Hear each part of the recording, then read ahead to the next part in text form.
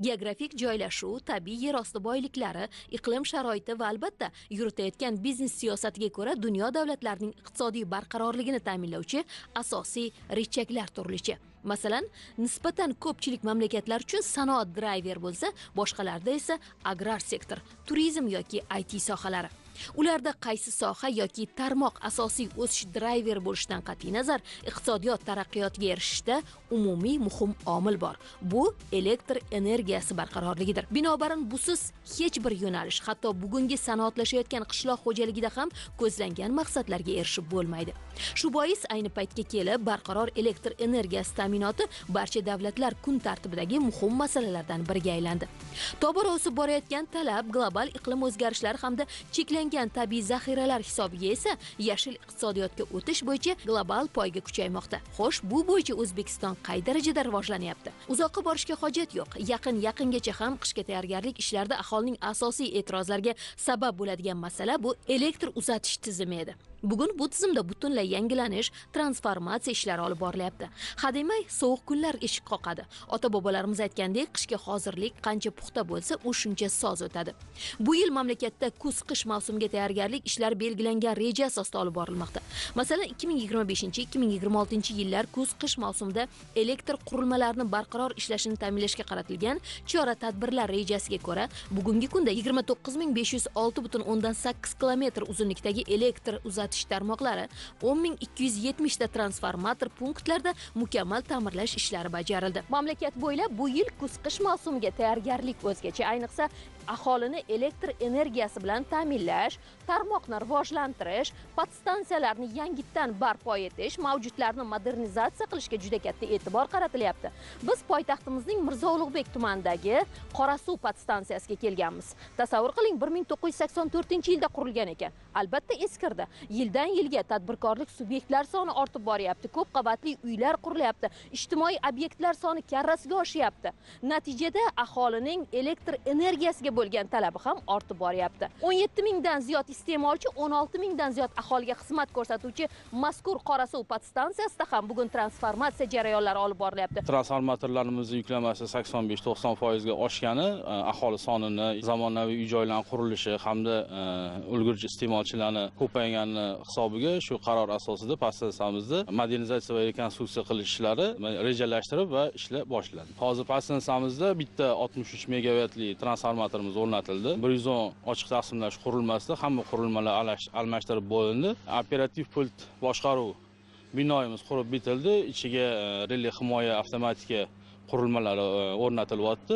Yil boshidan beri 84 ta podstansiya elektr qurilmalarining kontakt birikmalari hamda 1419 kilometr elektr tarmoqlarida to'liq teplovizator ko'rigi o'tkazilib, aniqlangan qizishlar o'z vaqtida bartaraf qilindi. Shu bilan birga iste'molchilarning elektr ta'minotini yanada yaxshilash maqsadida joriy yil oktyabr-noyabr oylarida uzunligi 1455 kilometr bo'lgan 0,4-110 kilovat elektr uzatish tarmoqlari hamda 703 dona transformator punktlarda qo'shimcha mukammal ta'mirlash bo'yicha tarmoq jadvali ishlab chiqilib, ishlar jadallik bilan olib borilmoqda. Bu mahallada 2005-yildan beri faoliyat yuritib kelaman. 85 ta yog'och stalba bor edi. 85 ta yog'och stalbalarni etapma-etap hammasi hozirgi kunda, hozirgi zamon talabiga javob beradigan darajada stalbalar almashtirildi. Elektr simlari aliment bo'lardi. Endi nech 30-40 yillik simlar bo'lgani uchun hozir ularni hammasini almashtirishyapti.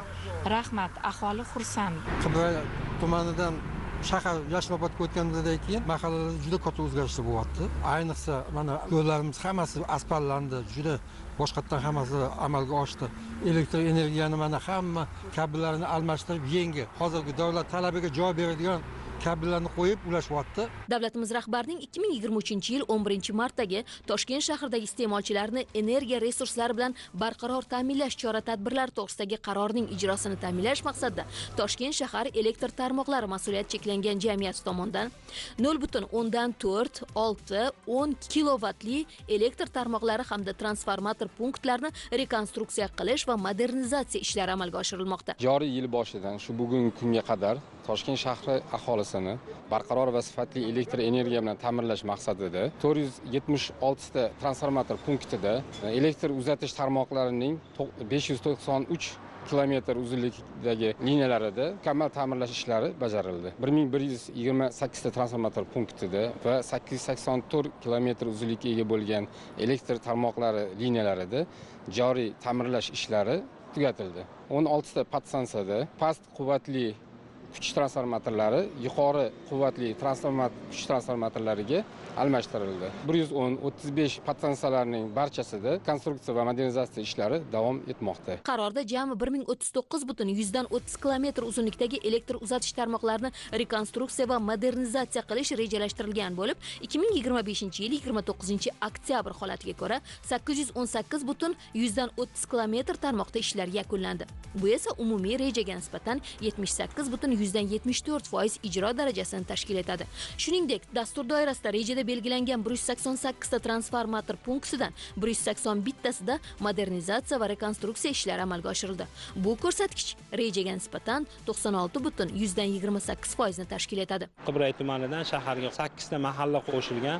Ushbu talabni qondirish uchun Yashnobod tumanida 2023-2024 yillar davrida 2 ta 126 megavatli podstansiya qurilgan. Bu Olmos podstansiyasi, Yangi O'zbekiston podstansiyasi qurilib, ushbu aholini uzluksiz elektr energiyasi bilan ta'minlangan va tumandagi yuklama bilan ishlayotgan hosilot podstansiyasidan yuklama tushirilib, Olmos podstansiyasiga o'tkazilgan.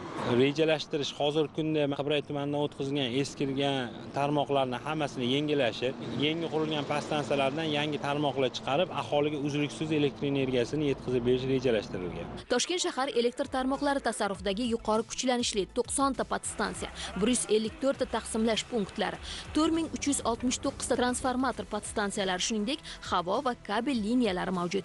Bu yilgi kuz-qish mavsumiga jiddiy e'tibor qaratilyapti. Masalan, 2025-yil davomida elektr energiyasi ta'minotini yaxshilash maqsadida poytaxtimizda 670 ta transformator podstansiyasidan 476 tasi, 863,1 kilometr elektr uzatish tarmoqlaridan 593,4 kilometr qismi mukammal ta'mirlandi. Fasllar mavsumida yuzaga kelishi mumkin bo'lgan nosozliklarni oldini olish maqsadida 410 nafar xodimdan tashkil topgan 78 ta brigada yuzaga kelgan nosozliklarni bartaraf etmoqda. Brigadalarning barchasi maxsus avtotransportlar bilan ta'minlangan. 91-qarorga asosan barcha tumanlarda transformatorlarni va elektr tarmoq liniyalarini yangilash bilan ishga tayyorgarlik davom etmoqda.